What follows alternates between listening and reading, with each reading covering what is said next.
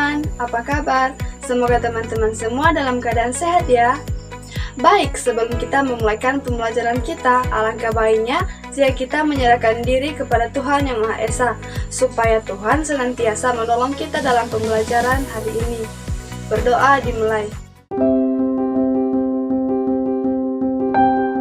Tak kenal maka tak sayang. Jadi, izinkanlah saya memperkenalkan diri terlebih dahulu sebelum kita memulaikan pembelajaran kita. Perkenalkan, nama saya Evina Maragula, saya dari kelas 8A. Dan saya juga berasal dari SMP Negeri 1 Kidem. Nah, sekarang saya akan menceritakan sejarah lahirnya Kebangkitan Nasional dan Sumpah Pemuda. Sebelum itu, perlu teman-teman semua mengetahui apa tujuan pembelajaran kita pada hari ini.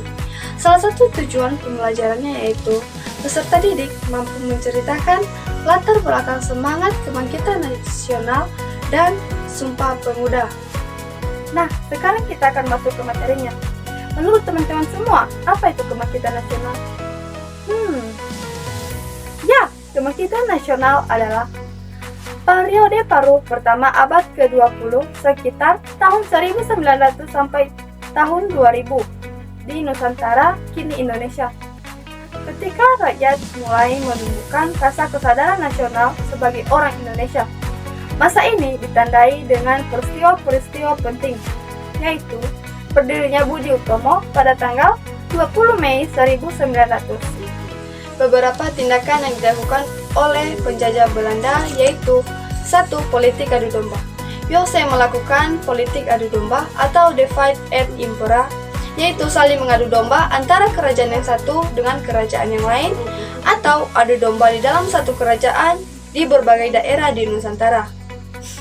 Akibat dari politik adu domba ini yaitu pada makin melemahnya kerajaan-kerajaan di Indonesia dan merusak seluruh sendi kehidupan masyarakat di Nusantara. Yang kedua yaitu kerja paksa. Penerapan kerja paksa atau kerja rodi untuk membangun jalan sepanjang Pulau Jawa dari Anyer sampai Panarukan membuat rakyat makin sengsara. Yang ketiga yaitu tanam paksa. Tanam paksa mengakibatkan rakyat diperas tenaga dan kekayaannya sehingga jatuh miskin. Padahal penjajah mendapatkan kekayaan berlimpah di Nusantara untuk membangun negara Belanda menjadi kaya di Eropa.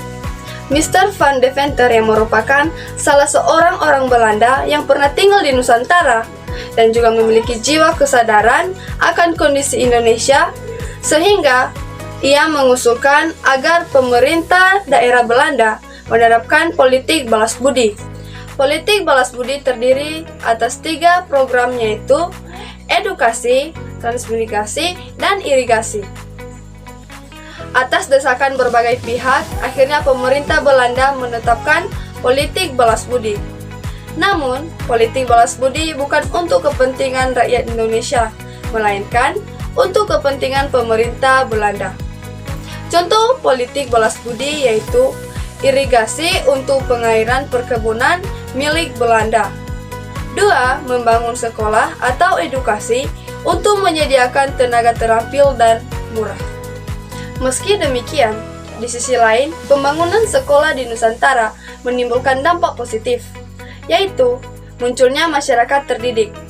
Masyarakat terdidik ini mulai memiliki pemahaman dan kesadaran akan kondisi rakyat Nusantara yang sebenarnya. Rakyat di Nusantara dalam kondisi bodoh dan terbelakang dengan kemiskinan di mana-mana. Mereka yang mengenyam pendidikan dan sadar nasib rakyat di Nusantara selanjutnya menjadi tokoh-tokoh Kebangkitan Nasional.